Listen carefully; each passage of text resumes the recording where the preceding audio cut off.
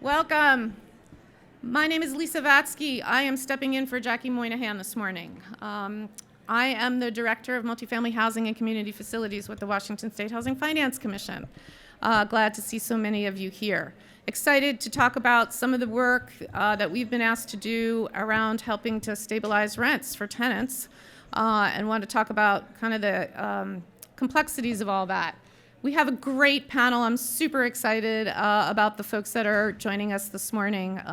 So quick introductions, and then we'll get right into it. Oh, one thing, there's supposed to be an alarm, a FEMA alarm at 11:20. So we may have a bunch of phones buzzing.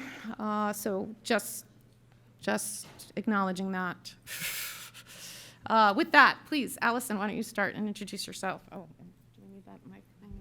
Yeah. A mic thing. We'll see if this is on. Okay. Yeah. Good morning, everyone. Thanks for being here on behalf of yourselves, your organizations, and affordable housing. I'm excited to be here this morning. My name is Alison Dean. I'm the president of H&N Communities. H&N is the property management entity or division of Devco Residential. We're a vertically integrated organization, so we develop and plan, build, construct, and then manage those properties mostly for the long term. We have about 10,000 units in Washington State, primarily King and Snohomish County. So that is a little bit about myself and our organization. I'll pass it to Sammy. Hi, nice to see all of you. My name is Samya Lutz. You can't hear me. Okay. Sorry, I thought I saw someone telling me to be louder. Samya Lutz. I work with the city of Bellingham up in northwestern part of the state. I'm their housing and services program manager. I manage the local funding that we have there, housing levy, sales tax, coordinate closely with our county cohorts who manage the continuum of care. We're involved with everything from homeless response to home ownership programs and everything in between. Hi, my name is Edmund Witter, he, him, and I'm the managing attorney of the Housing Justice Project. We serve King County, some other parts of the Puget Sound area, plus Spokane. We also handle appeals across the state. We are primarily a tenant-focused program. We defend tenants who are facing eviction and also work on other housing policy, particularly around tenants. And thanks all for having me. Great, thank you so much. So, how many are first-time attendees to the conference? Ooh, look at that. All right, how many have maybe been 5 or more? All right. Well, welcome, first-timers and returns. How many folks are in the property management, asset management world? All right, how many in the development side? All right, oh, an equal almost. How about public funders? Oh, yeah. Service providers? Okay, all right.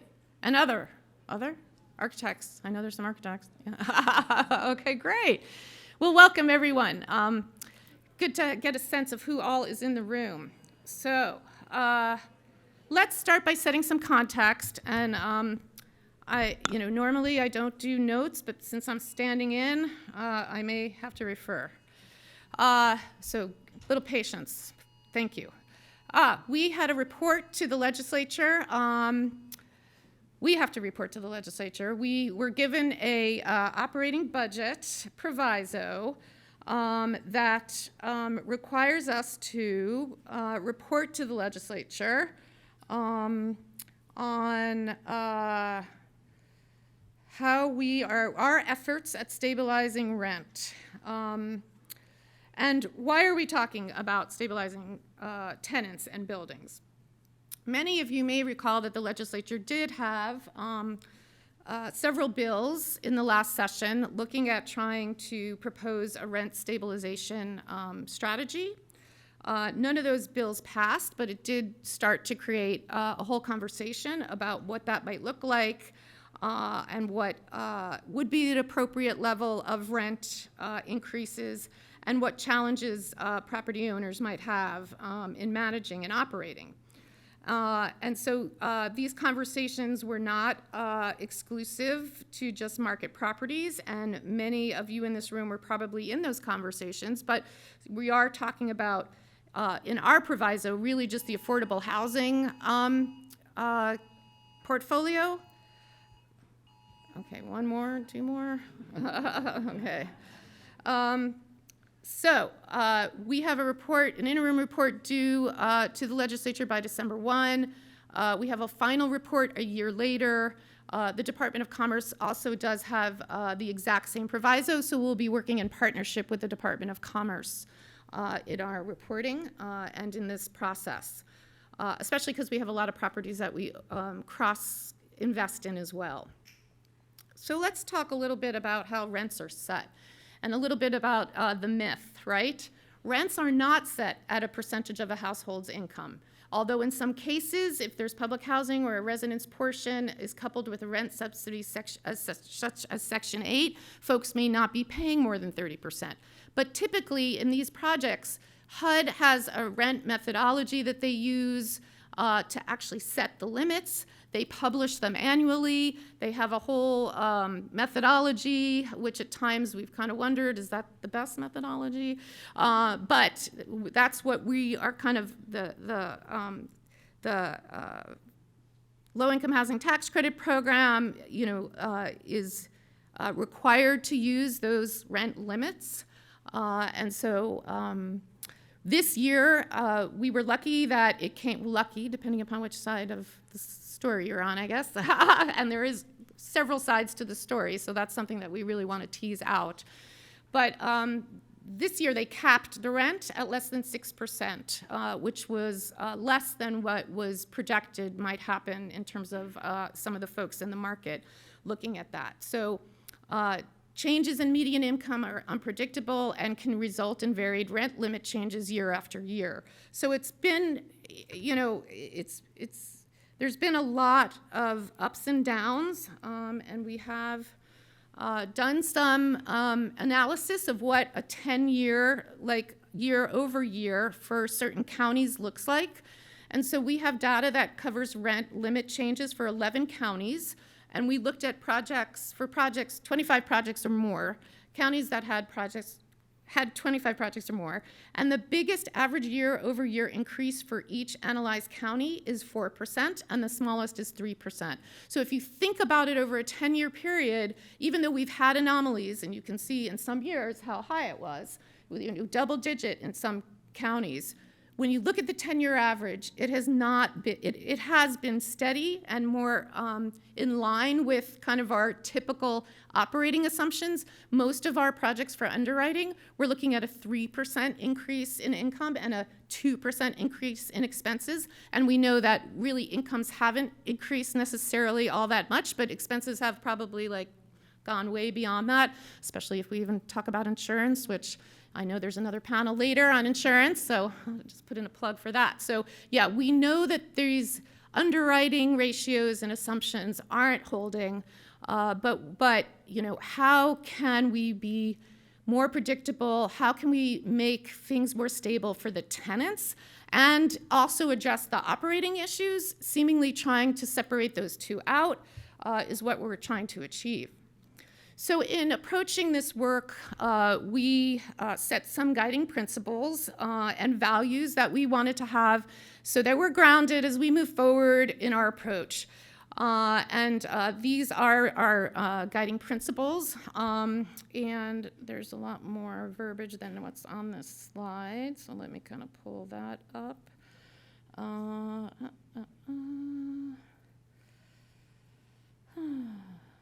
We value housing stability as an essential foundation for people to thrive, and that everyone, regardless of income, race, ethnicity, gender, identity, and ability, deserves a healthy, safe, and affordable place to live. So that's the housing stability. We value the financial health of rent-restricted housing properties to ensure that buildings are physically maintained as quality, healthy, and safe places for residents to live. We value that property owners serving our most vulnerable residents, such as people coming out of homelessness, people with disabilities, or seniors on fixed incomes, rely on competitive and limited resources to fund operations, maintenance, and services.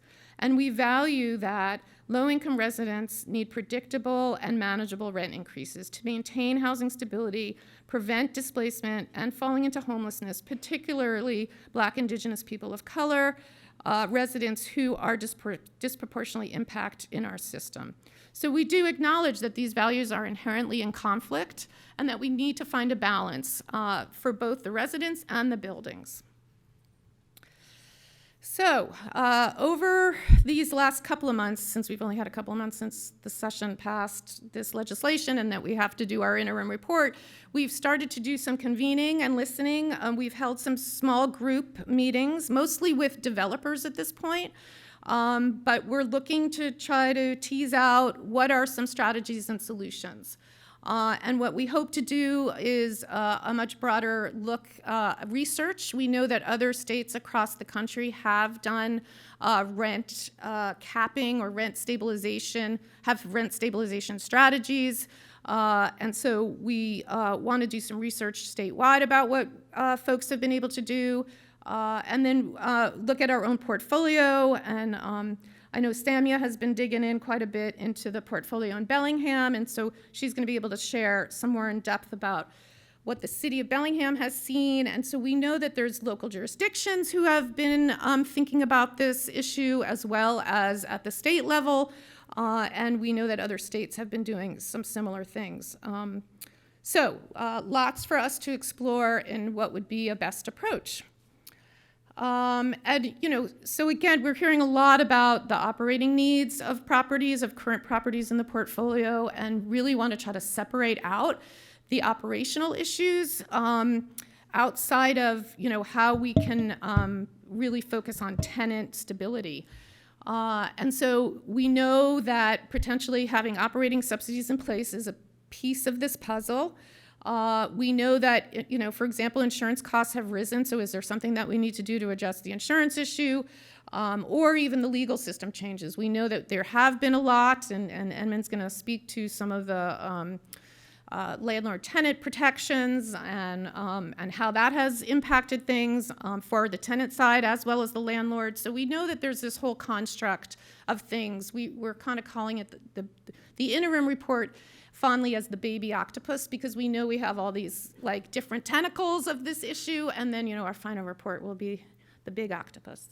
So what can we do at the commission and at Commerce? You know, are there specific policies that we have in place that might be driving more rent burden? And so is there something that we need to be thinking about or doing on the policy or allocation side that may be setting this up in a way that was an unintended consequence? And again, thanks to Samya, she kind of has illuminated that could be one of the things that we may need to address.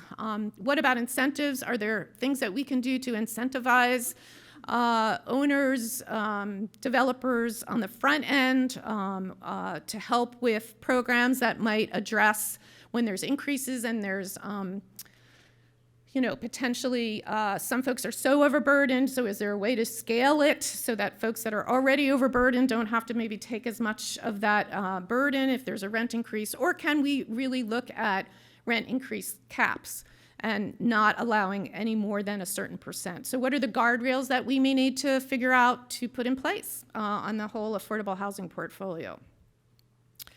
So with that, I think Edmund is up. Escape out, pull up this. You are The second one right there. right there. Yeah. And then, no, oops, that didn't work. Did that not work? Looks like it worked over there.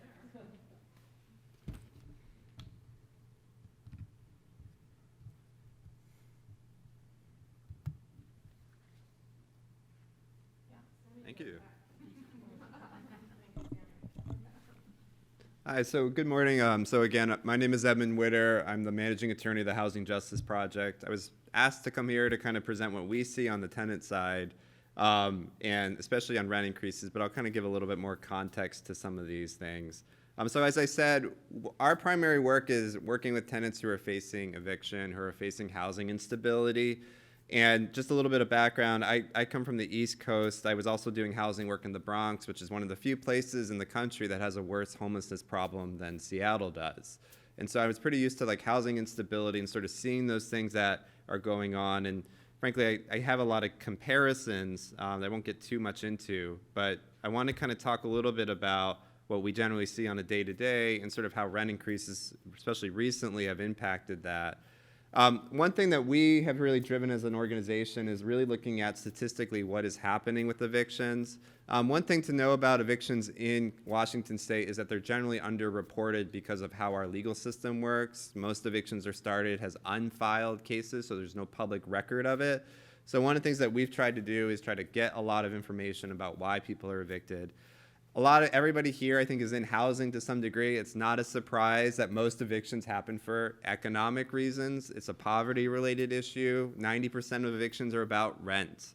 And when we broke it down, not really about a lot of rent. Now, I know like some of you in property management, you've had cases where someone's just not paid in a year. The moratorium really threw things in a funk. But statistically speaking, those tend to be more anomalies. When we look at overall how much are people being evicted for, this is data. I think we're good. This is data that we took from, this is a little dated, about 6 years ago, and I'll kind of give an update in a second. This is from Seattle. When we looked at it, most evictions happen for about a month or less in rent. On average, it's about $1,236 is what we saw the average eviction for. The way to read this is the orange column shows you how many were filed based on the amount of rent that person owed compared to their monthly rent.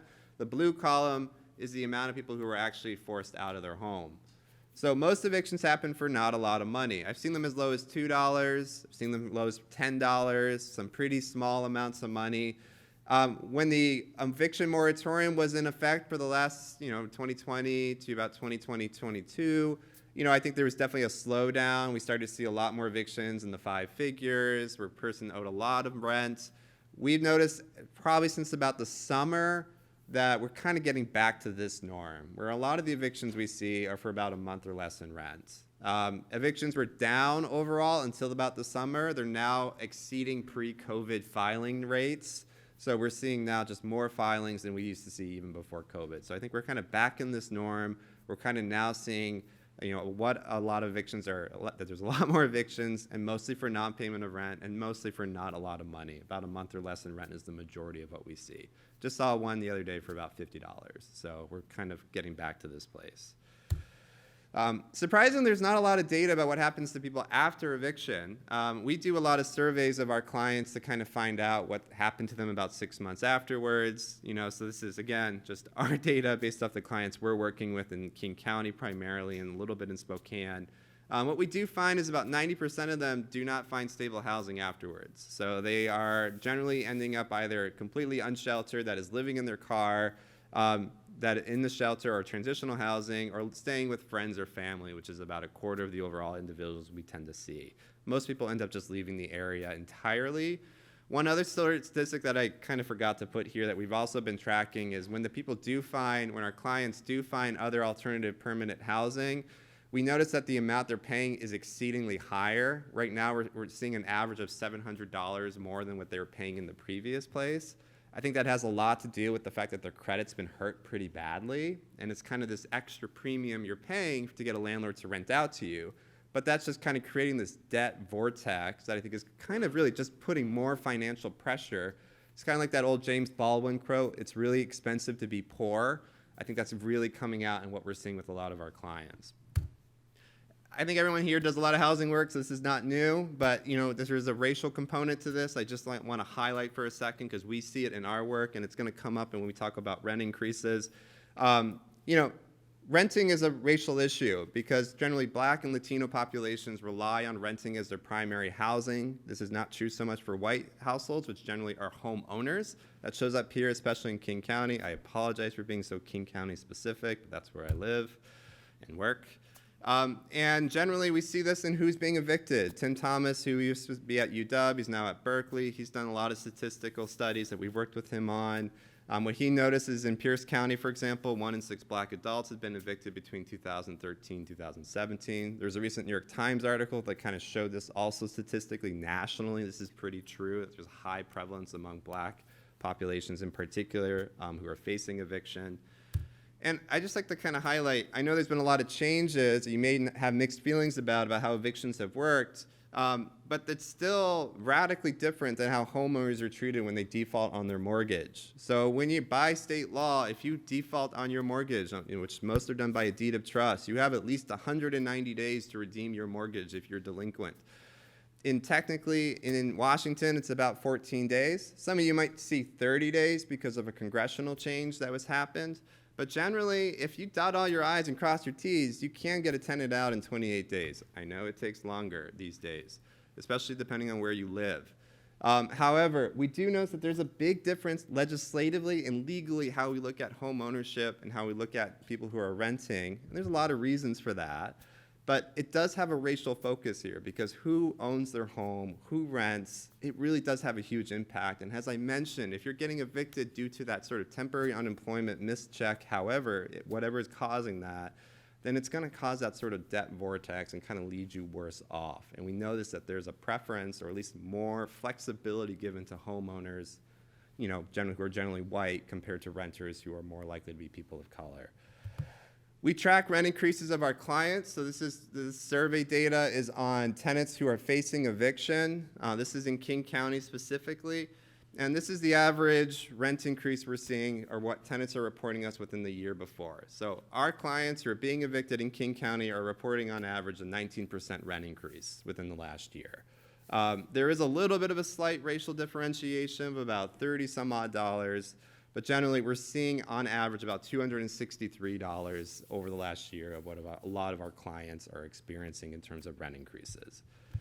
We also, in particular, have noticed this coming up a lot more in the low-income housing tax credit. I think a lot of you know the low-income housing tax credit is the #1 subsidized property driver of affordable housing across the country. That's very much true here.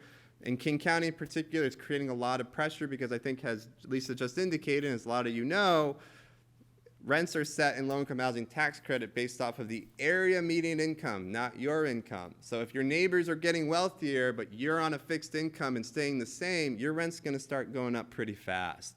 And King County is one of the worst anomalies and perfect storms you could probably have. Accelerating wealth increase, wealth disparities across the economy. And so the result of that is that you've seen about a $40,000 increase in area median income in just the last 5 years, which is pretty, as you can tell, not normal, and that's definitely showing it. At the bottom there, which is, I apologize, a horrible way to make a graph, but I apologize. At the bottom there, I just included SSI levels. So if you have a disability, you have a mental health problem or physical disability, your rates have barely been budging over that time period. And the result of that is you kind of see that in how the rents are actually being calculated, and they're kind of creating a bigger disparity based off that orange line is the least expensive unit, the 30% AMI unit within the low-income housing tax credit. That blue line is SSI levels. You can kind of tell it's starting to press up against that blue line.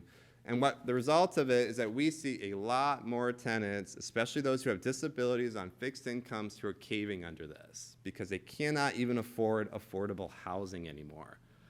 So just the last thing on, I think it's not a shock that we are seeing a lot of rent increases.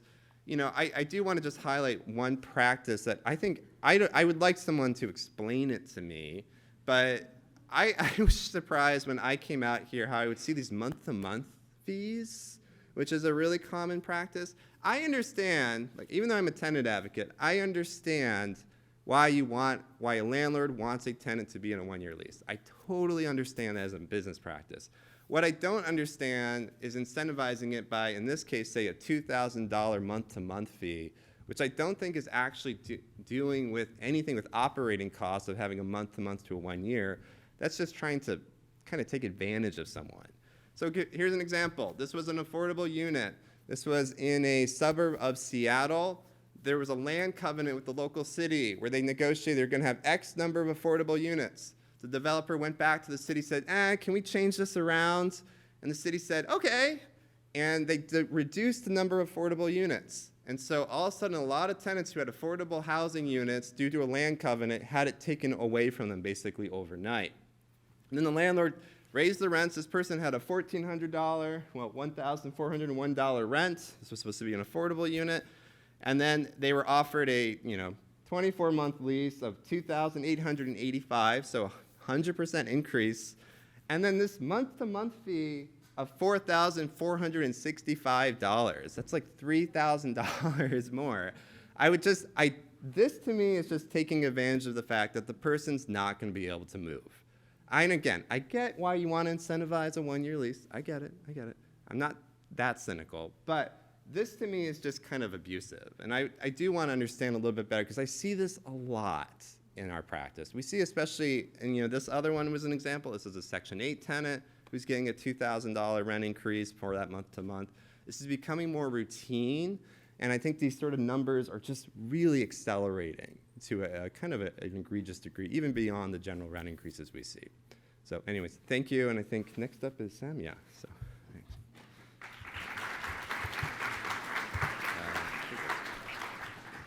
Yeah, really helpful to illuminate the renter side of this and the tenant impacts. Great. Samya, the public funder. Thanks. Hi, all. Again, City of Bellingham. I'm the Housing and Services Program Manager, so I really work on that sort of lending side of things. We also have folks in our city that work on sort of more of the disrepair and those kind of issues. I can't speak as much to that, but I can, if folks have questions about that later, we can talk about it. But I'm really on the lending side. So a little bit about Bellingham.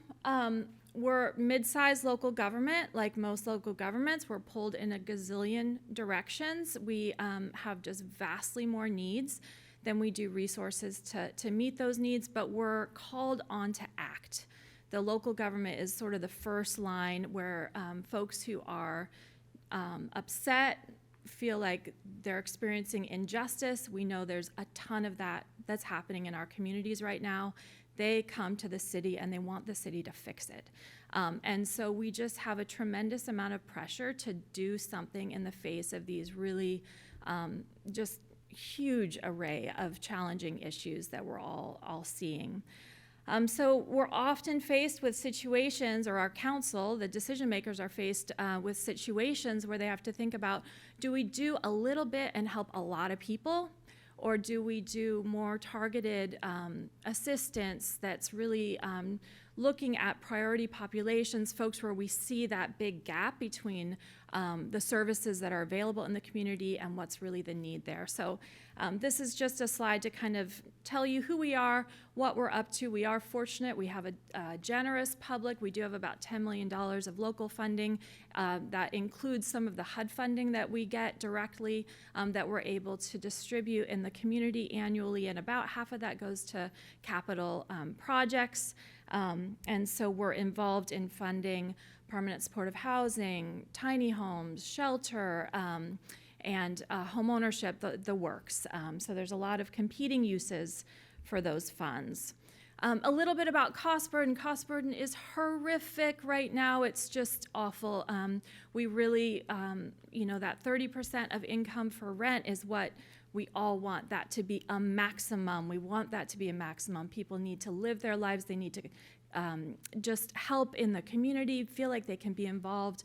But over half of our renter households, 54% of renters in Bellingham, over 10,000 households are cost burdened. It's and then thousands of folks. It's almost a third of our renter households are severely cost burdened, paying 50% or more of their income for rent. This is just a trauma-inducing experience for folks, and we just have this huge mismatch between these graphs. You can't really read it, but on the left, you see the households and then the income based on area median of our population. And then on the right, you see the housing units there, right? So you see the numbers of housing units and then sort of the relative affordability of those housing units. And there's just a real mismatch there.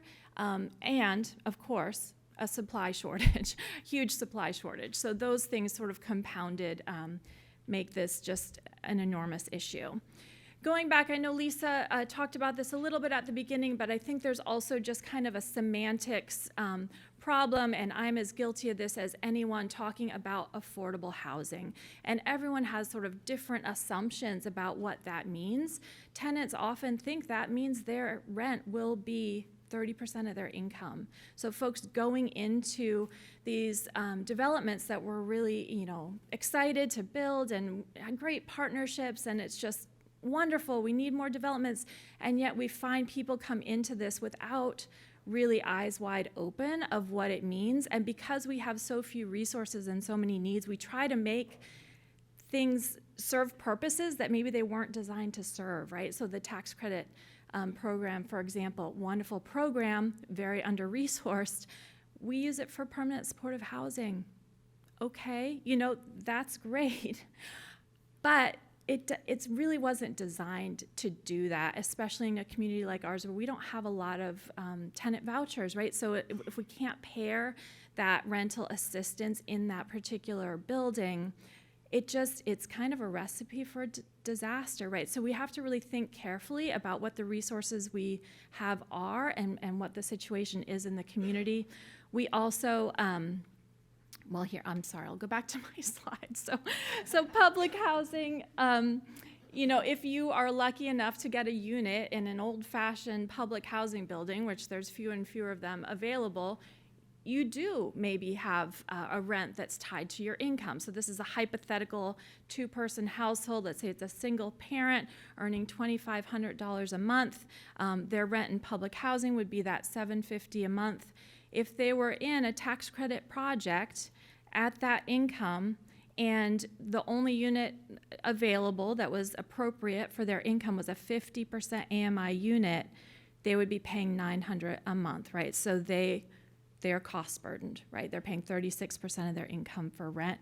And then we do a market study every year in Bellingham. We appreciate HUD's fair market rents. They don't reflect the actual market rents in our city, so we do our own market study every year, and this is the market rent for a one-bedroom apartment in Bellingham.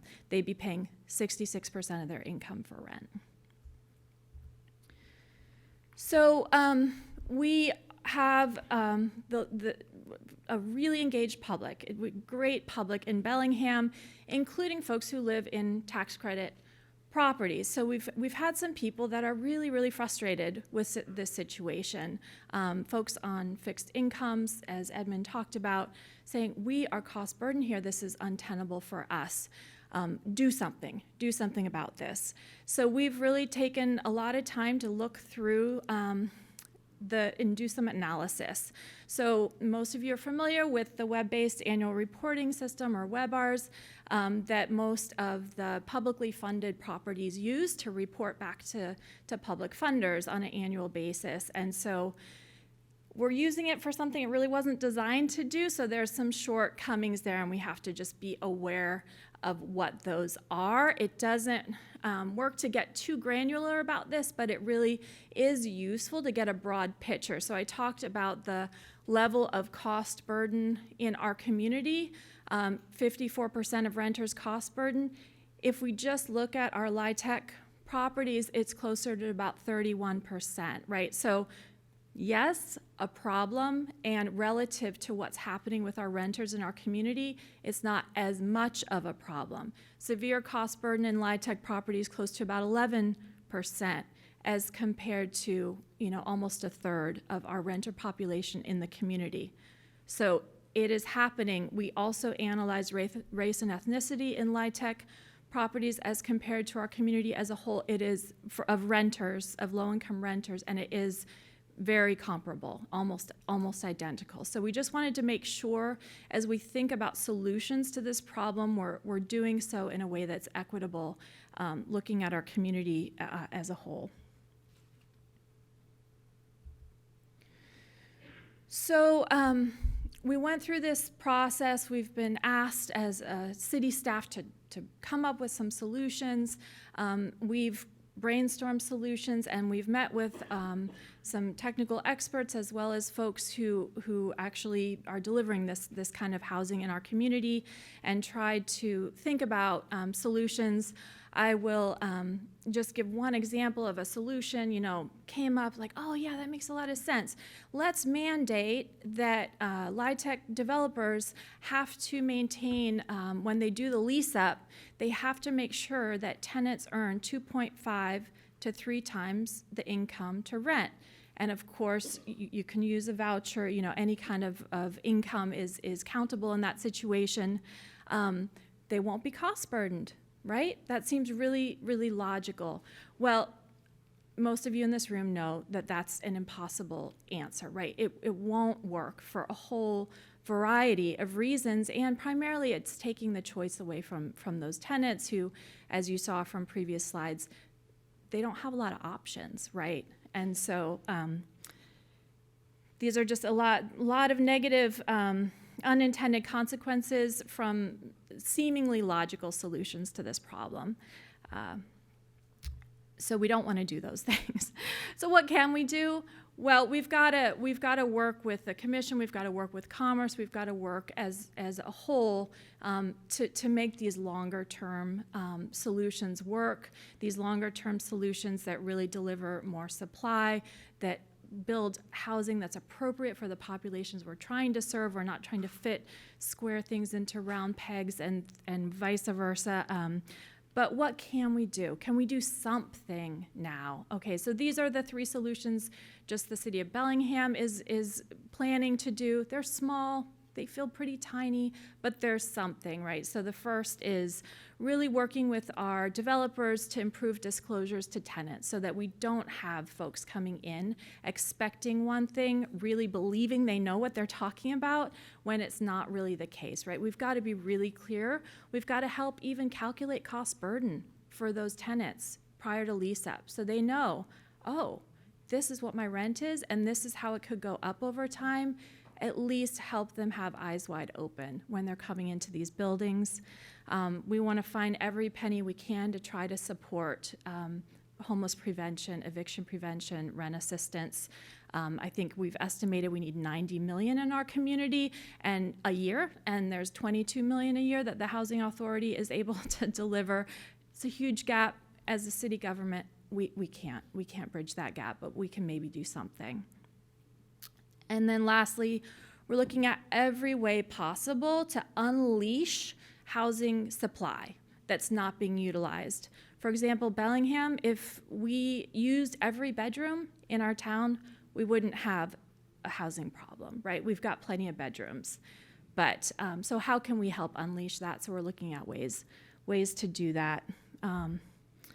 So there's the summary for me, and happy to answer questions later, and I'll turn it over.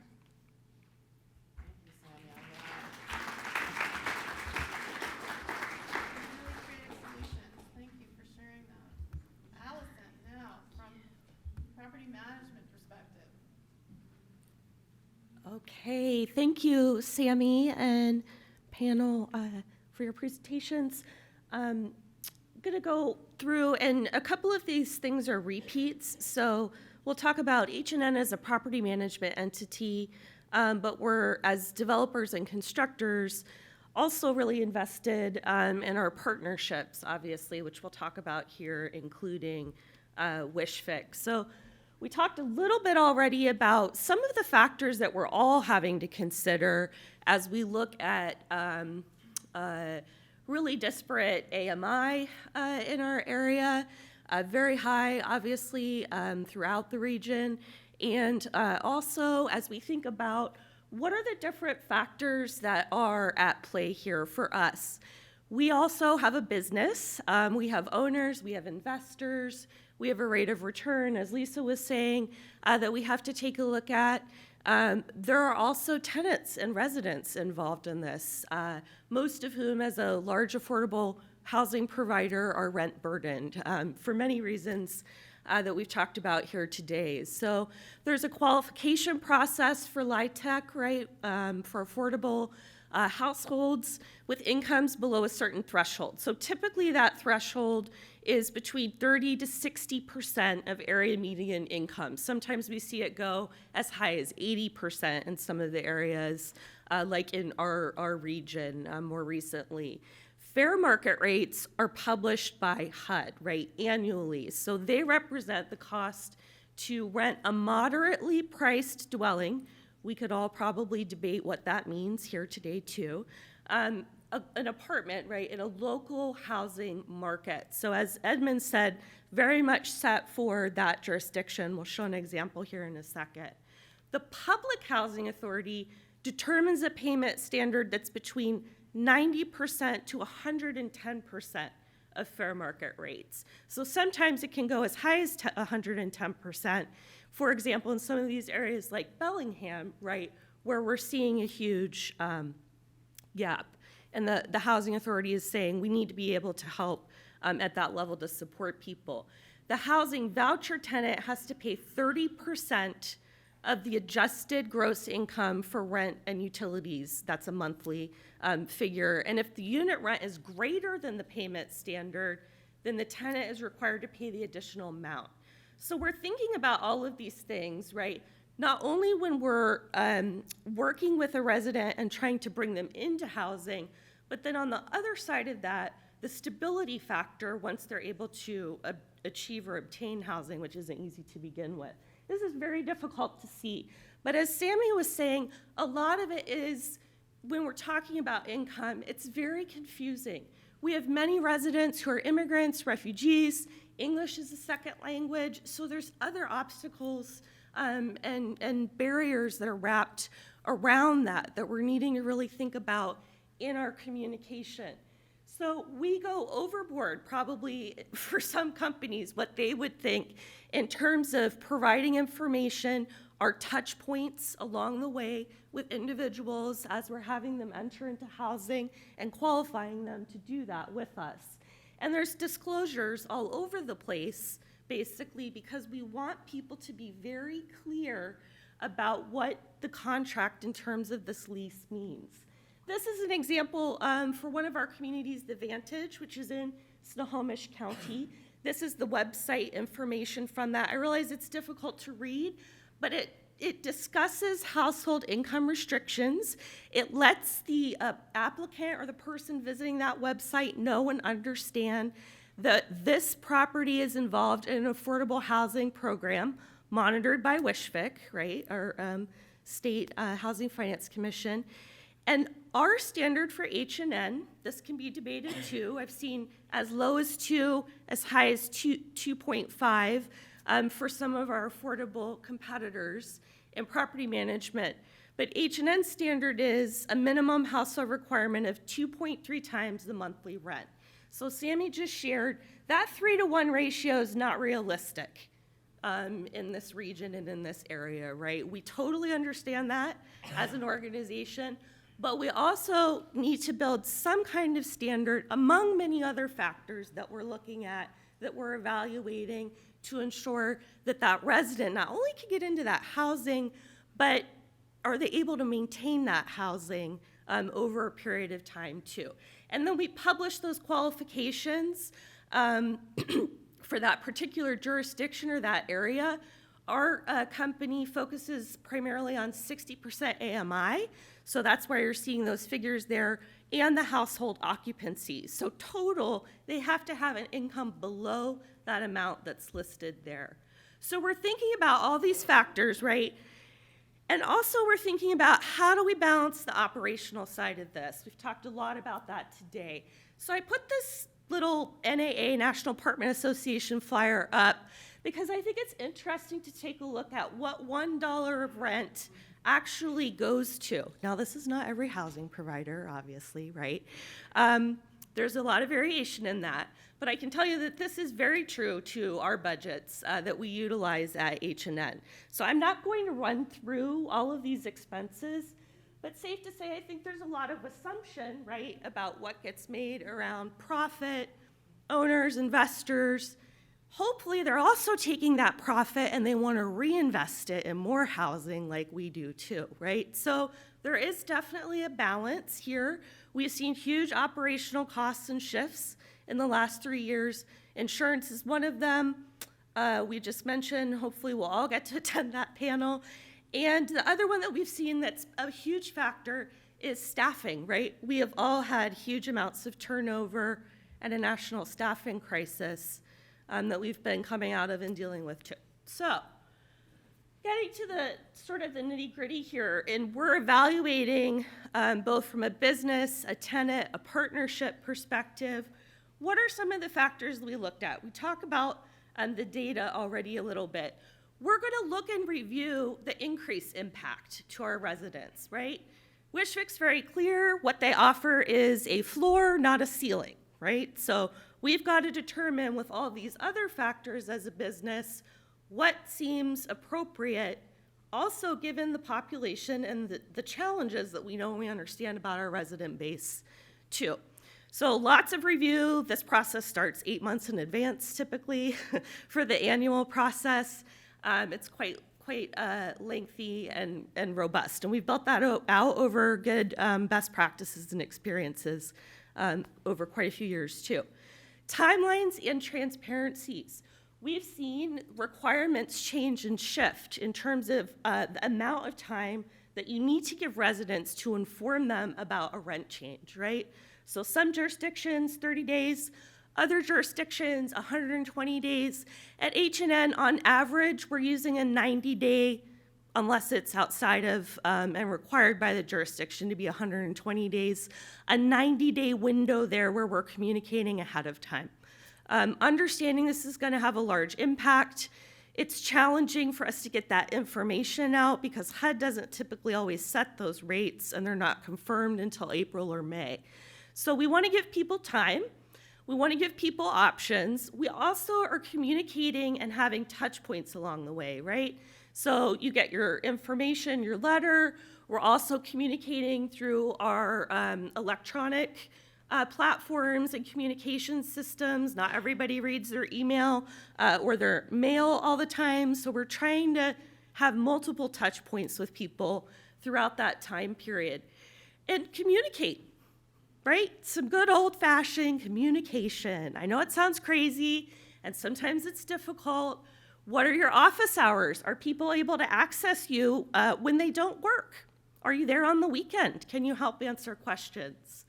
And then the education piece. We need to educate our residents about a multitude of things, and we do give them quite a bit of information, actually, that's attached to those letters when they do go out. Resources that we've researched and understand and vetted. Cost of moving. It's big. We specialize in large households. So to move a large household, there's a great cost to that, understanding that information for them. Educating our employees starts very early too. So we're doing webinar series, we're doing hands-on training, we're doing physical training with them. So it's a really robust process. We have also implemented other things in the past because it is stressful for everyone, like de-escalation training, both for the residents. How do you understand if a resident's coming in and they're not okay? How do you have a conversation? Or how do you help steer and appropriately facilitate a conversation when it is a time when they're able to have that? Who do you communicate to if you're worried, if they're on case management, right? All kinds of conversations that need to be going on there. For our employees, that's been a real shift and change. Mental health is a huge factor and issue in our communities amongst our nation right now too. So the education piece, both for our employees and the residents, is huge.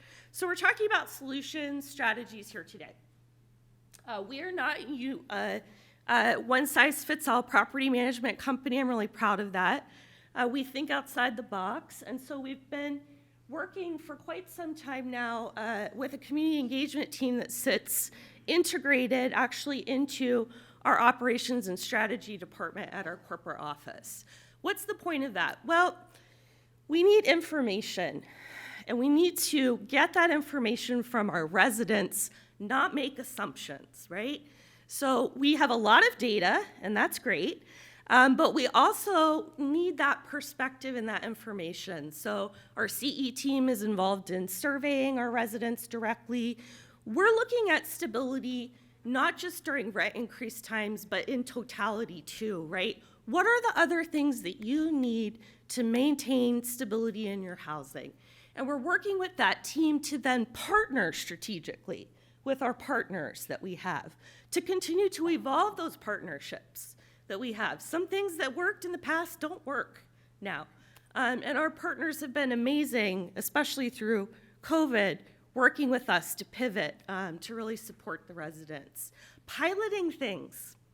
Sometimes you gotta figure out and make mistakes and then retool. But if you don't try, nothing happens, right? So we're working right now on a partnership and a pilot with 2 other nonprofit organizations, 3 communities for H&N to track and understand what's going on prior to eviction. What can we do? What can we get in front of before we get to the nth hour or this endpoint, whether it's behavioral or financial, right? Really trying to strategize around that. We've seen a lot of success in that funding being released so that we can help them deal with maybe some of these short-term economic issues that pop up, your car, daycare, and then we can route other funding and rental income money appropriately for people as we see these issues and these things happen, using all of those funding resources, hopefully successfully and as appropriate as possible. Staying up to date with resources and funding nonstop, right? That's what we have to do now. And continuing to communicate that information, the education piece, and the opportunities to our residents, just never stopping with the communication. So I think that is the end of mine, Lisa. Yeah, great, Alison. All right. Thank you.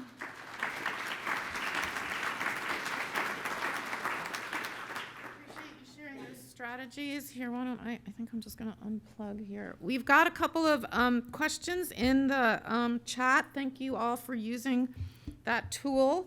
One of the first ones that came through early on was, will rent control ever become a reality in Washington State? And I guess, what do you mean by rent control? But I think for sure there's a lot of motivation to think about strategies to maintain rents being stable and predictable. So I do suspect that there will be, if not legislation, we are being directed to look at policies to ensure that there is a predictable path for tenants and that we set some guardrails. So again, I think we need to continue to really look at what are potential solutions. That's what we'll be bringing back to the legislature. So if it's not, within our own policy context, which it probably will be, then yeah, what will the legislature do in terms of the bigger picture market rate? Because again, our policies, if we implement some policies or try to raise best practices, is really going to just impact the affordable portfolio that we have investment in. It's not going to impact the whole market, but I think that's exactly the purpose of asking us to really dig in and figure out some strategies in the affordable market that then would be overlaid to the market. So I would say maybe not tomorrow or this next legislative session, because we're going to be in a short one, but I think, and the timing of our report is going to tie with a longer session. So I would definitely expect to see legislation in that coming year. So yeah, great question. I don't know if anyone else wants to comment on that, actually. No. Okay. Then Edmund, a question specifically for you about what connections are you seeing between renter tenure, rent increases, and eviction? Some might argue rents were being kept artificially low to keep tenants to a breaking point on operating. Is there data that challenges that? So yeah, do you want to? I think, let's see if it's still, or is that one? Let's see what that one's doing. Is that one? Yeah, I think is this on? Okay. So I think the question highlights one kind of really big point, which is we really do not have good data on what people are actually being charged in rents. You could do a Google search and you'll get some site like Rent Cafe, which is mostly resulting in data scraping from Craigslist, Zillow, Redfin, popular renting websites. But we really don't have a lot of information about what the average renter is paying anywhere. Mostly because most property management companies, developers are going to keep that information proprietary. So we just don't have a good sense of it. We see what people are being charged. I would say when I do a Google search of what the average rent is in Seattle, I tend to see $2,000, $2,500. But a lot of our clients, they're paying well above $3,000 at this point. And we're definitely seeing some pretty high rents there. And some of that, again, this is our clients are 200% below the federal poverty line. So they're definitely being stretched well beyond their means at that point.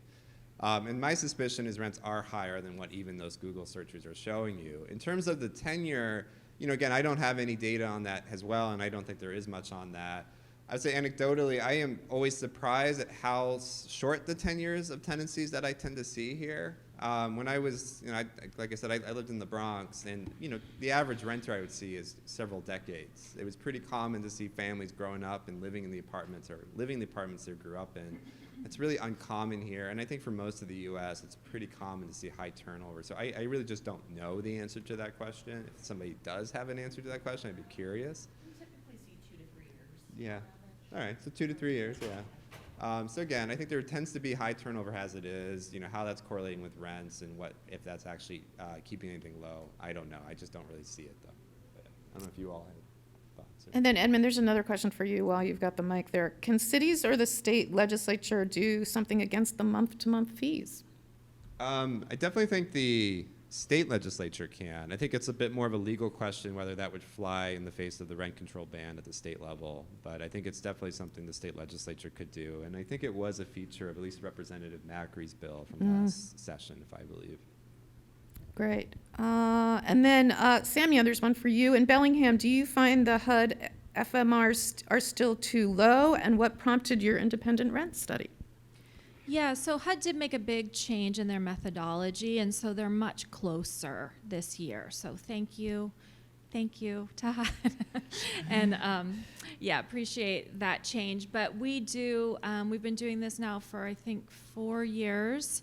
Every day for 30 days, we get our newest staff people who don't have full plates yet to look at, I think, the 3 most prominent rental advertising sites in our city, and they document every single unit that is advertised for rent for 30 days. When there's a new building that has, quite a few units, we kind of treat those in a different way, and we take a certain percentage of those new lease-ups to pull into the rent study. But we have our own methodology for doing that, and we do it every year in sort of the July, August time period for 30 days. So I think, for our numbers, you're seeing very recent, fresh, actual data where HUD, it kind of takes a while because they're aggregating that from the prior year. So I don't know. I think we're closer to 10% off versus we've been 25% off in the past. So it's getting a little better. And it's just one more thing on rents. Bellingham, we're part of the I-5 corridor. The cost of developing housing is as much as anywhere else. Seattle, down here. It costs as much to develop and operate housing in Bellingham. Our rents are lower in Bellingham, but our incomes are lots lower, right? So we have high rents from a tenant perspective. We have low rents from a property developer perspective, right, when they're trying to make that whole thing pencil. So anyway. Yeah, and then there's a question in here that people have answered, so thank you for the dialogue within the chat about resources to help preserve affordable housing, and so I think I'll kind of keep that to the chat. There was a question about the better job of educating, but that doesn't really change, and so what are some upstream solutions? So I guess, I would just kind of open it up, maybe even to the floor or to the panel, we've all shared, I think, a couple of solutions. certainly we're going to try to gather, that is going to be the main focus of our work in the next year, is trying to gather solutions. I'm being told it's time, so we're hopeful to gain some solutions and want your input and feedback, so we'll be looking forward to that. Thank you all so much for joining us.